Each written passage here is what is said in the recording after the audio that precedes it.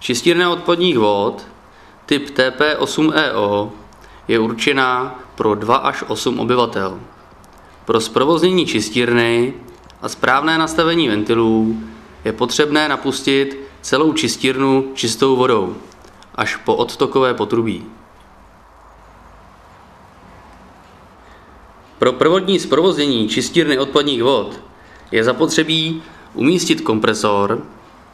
V našem případě je to řešeno do komory, která je umístěna v nástavci, který je na této čistírně. Kompresor volně vložíme do této komory a propojíme hadicí s rozvodnicí vzduchu.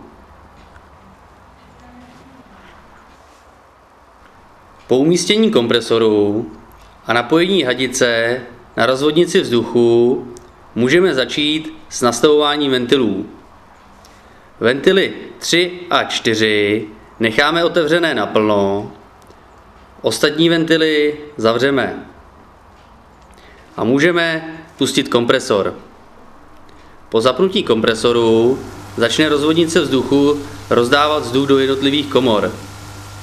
Pokud je kompresor již v chodu, začneme s nastavováním ventilů.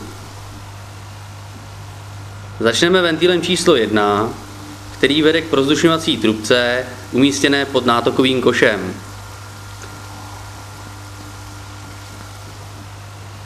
Tento ventil otevřeme zhruba do čtvrtiny, tak, aby se v nátokové komoře začaly tvořit bubliny. Takto. Jako druhý začneme nastavovat ventil číslo 2. Tento ventil vede k přečerpávací trubce, která přečerpává kal z dosedací komory zpět do nátokové komory. Ventil číslo 2 otevřeme zhruba o čtvrtinu, tak, aby přečerpávací trubka přečerpávala vodu zhruba čtvrtinou svého průměru.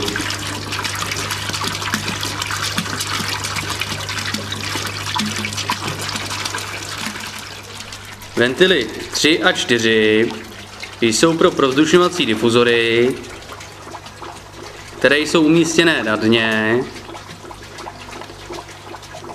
a tyto ventily necháváme otevřené naplno. Jako poslední nastavíme ventil číslo 5, který vede k provzdušňovací trubce hladiny dosedací komory.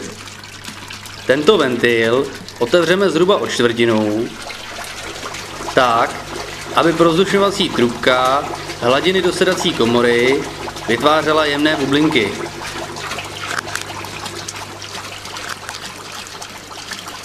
Po takovémto nastavení můžeme čistírnu začít používat. S nastavenými ventily již dále nijak nemanipulujeme.